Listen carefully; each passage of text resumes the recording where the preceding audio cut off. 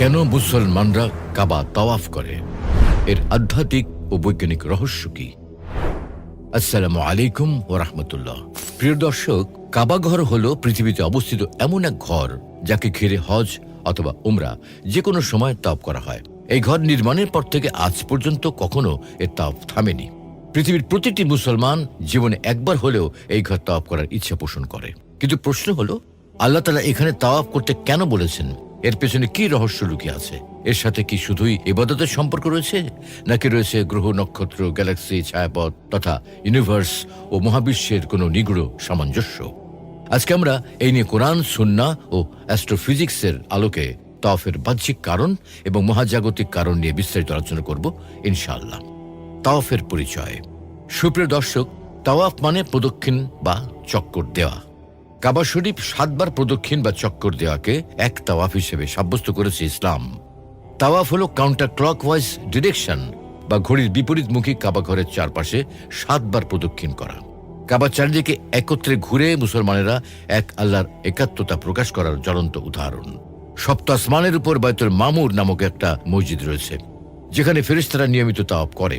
হযরত আদম আলাইহিস সালাম যখন জান্নাতে থাকতেন, তখন উনি ফেরেশতাদের তাওয়াফ করার স্থান বাইতুল মামুরকে লক্ষ্য করেছিলেন।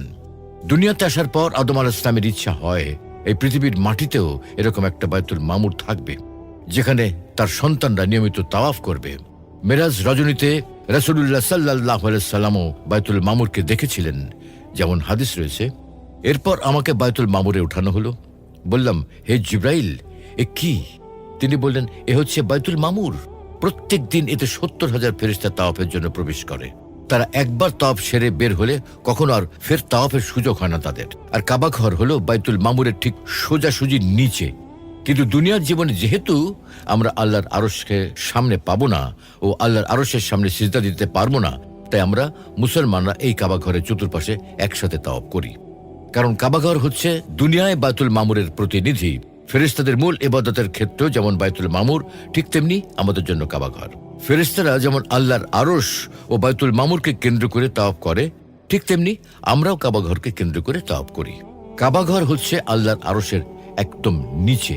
কাবা ঘর হচ্ছে আল্লাহর ঘর। কাবা ঘর হচ্ছে দুনিয়াতে আল্লাহর আরশের প্রতিনিধি। আল্লাহর আরশকে কেন্দ্র করে যেমন এই মহাবিশ্বের সব গ্রহ নক্ষত্র ঘুরছে, ঠিক তেমনি আমরা মুসলমানরা একসাথে এই কাবা ঘরের চতুর্পাশে ঘুরি। এটাকেই তাওয়াফ বলে। এই তাওয়াফ করার আমলটা আল্লাহ সুবহানাহু ওয়া তাআলা হযরত ইব্রাহিম আলাইহিস সালামকে শিখিয়েছিলেন। আর তখন থেকেই মুসলিম উম্মাহ সারা বছর দিন রাত এই পবিত্র ঘরকে তাওয়াফ বা প্রদক্ষিণ করে চলেছে।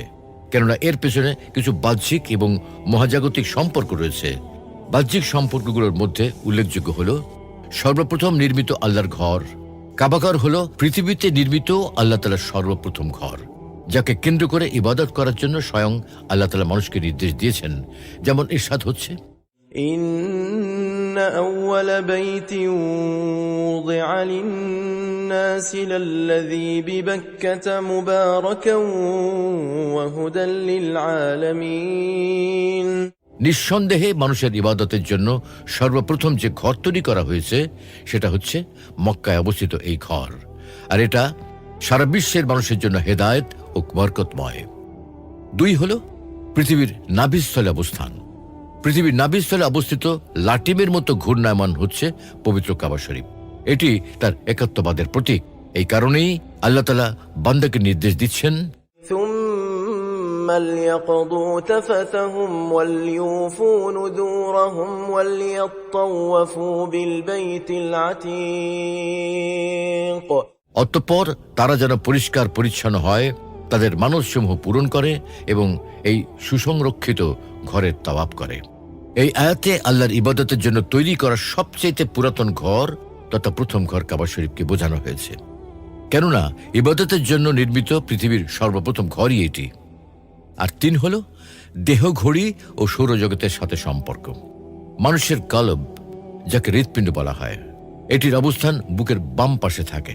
আর তাই কলবকে কাবার দিকে রেখেই বাম থেকে ডানে কাবা শরীফ তাওয়াফ করা হয়, যাতে কলবে কাবার আকর্ষণ ও আল্লাহর একাত্মবাদের প্রেম বেড়ে ওঠে। তাছাড়া কাবা ঘর তাওয়াফ মহান আল্লাহর কুদরতের এক বড় নিদর্শন। দুনিয়ার সব কাজ ঘড়ির কাঁটার অনুকূলে ডান দিক থেকে বাম দিকে হয়ে যায়, অথচ পবিত্র কাবা ঘরকে